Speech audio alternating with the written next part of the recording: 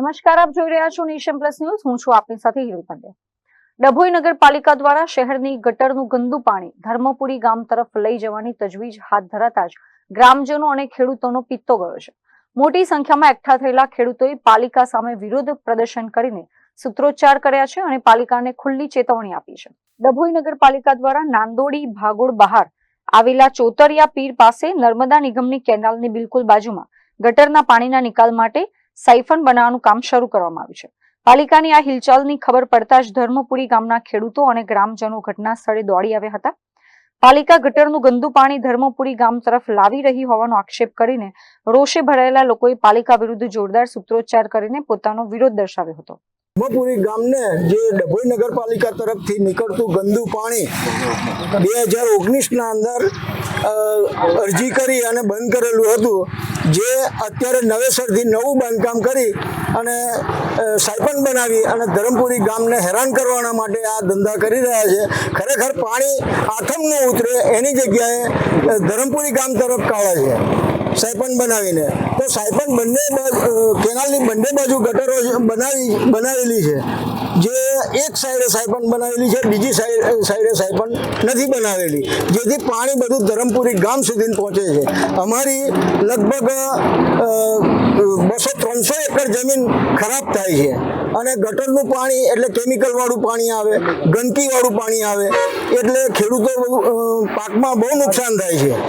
આ અગાઉ અમે અરજી આપેલી છે, નગરપાલિકાને આપેલી છે, તાલુકા પંચાયતને આપેલી છે, SDM સાહેબને આપેલી છે, વત્તા ધારાસભ્યશ્રીને આપેલી છે શૈલેષભાઈ. આજ સુધી અત્યાર સુધી બંધ હતું પાણી, પણ અત્યારે હવે ચાલુ કર્યું છે પાછું સાયપન બનાવીને ધરમપુરી ગામને એક હેરાન કરવાનો આ નિર્ણય છે આ લોકોનો, અને આ બનાવી રહ્યા છે. અત્યારે કામ ચાલુ છે અને નહીં માને તો અમે ગાંધી ચીજિયા માર્ગે આંદોલન કરીશું. અમે ખેડૂતો છે, અમારી 300 થી 400 એકર જમીન ખરાબ થાય છે, વત્તા કુવાના પાણી હોય ખરાબ થાય છે આ પાણીથી. આ નગરપાલિકા 19 થી ધરમપુરી ગામને હેરાન કરે છે. આની પહેલા બી સ્ટાઇપન બનાવ્યું હતું, પાણી નતું જતું, એટલે અત્યારે મોટું કરીને આ ગામનું પાણી નગરપાલિકાનું ધરમપુરી ગામને અને એની સીમને લગભગ 200 થી 300 વીઘા જમીન આ પાણીથી નુકસાન કરશે અને ગામમાં જશે તો ગામના લોકોને પણ સ્વાસ્થ્ય માટે હાનિકારક છે. આ રોગચાળો ફાટી નીકળશે, એનો જવાબદાર કોણ? નગરપાલિકા આવવાની છે. એટલે નગરપાલિકાને વહેલી તકે જાણ કરવામાં આવે છે કે 4 વર્ષમાં નિકાલ નહીં આપ્યો તો હવે નિકાલ આલો, નહીં તો અમારે અમારી રીતે આંદોલન કરવું પડશે અને આ સ્ટાઇપન કોઈ પણ હિસાબે અટકાવવું જોઈએ. નગરપાલિકાની અંદર કોર્પોરેશનનું પાણી આપેલું ગટર લાઈનનું પાણી આવે છે.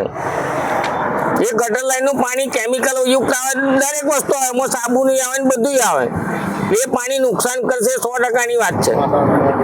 અને અમારા ખેતીના બધા ખેડૂતો ધરમપુરીના અહીંયા ઉભા છે કેનાલ પર, એને અટકાવવા માટે આવ્યા છે. આવેદન પત્ર આગળ આપેલો હતો, પણ એનો અત્યાર સુધી સરકારનું તંત્ર ઊંઘતું જોયું છે. હજુ સુધી એનો કોઈ નિકાલ આવ્યો નથી. હવે આગળના નિકાલ માટે અમે આ ઉપવાસ પર ઉતરવા માટે તૈયાર છે. આનો નિકાલ અમને વહેલામાં વહેલી તકે આપો.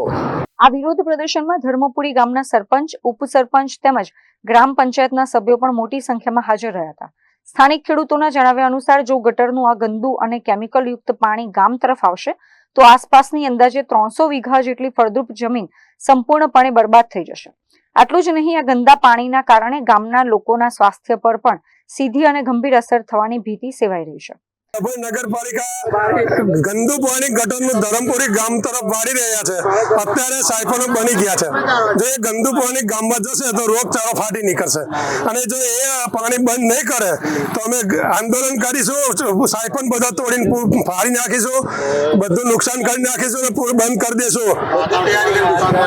બધી તૈયારી હાથે અમે આવ્યા છે. અત્યારે કેનાલ પર જ ઉભા છે અને જો અત્યારે 2 હાથ જોડીને તમને પ્રાર્થના કરી છે કે પાણી બંધ કરી દો. જો નહીં કરો તો અમે અમારી રીતે 2 હાથ છોડીને અમે ખુલ્લું આંદોલન કરવા તૈયારી છે અમારી. મીત માછી, નેશન પ્લસ ન્યૂઝ, ડભોઈ. સમાચારોના સતત અપડેટ મેળવવા માટે અમારી નેશન પ્લસ ન્યૂઝની YouTube ચેનલને સબસ્ક્રાઇબ કરો, બેલ આઇકન દબાવો અને જોડાયેલા રહો Facebook, Instagram અને Twitter પર.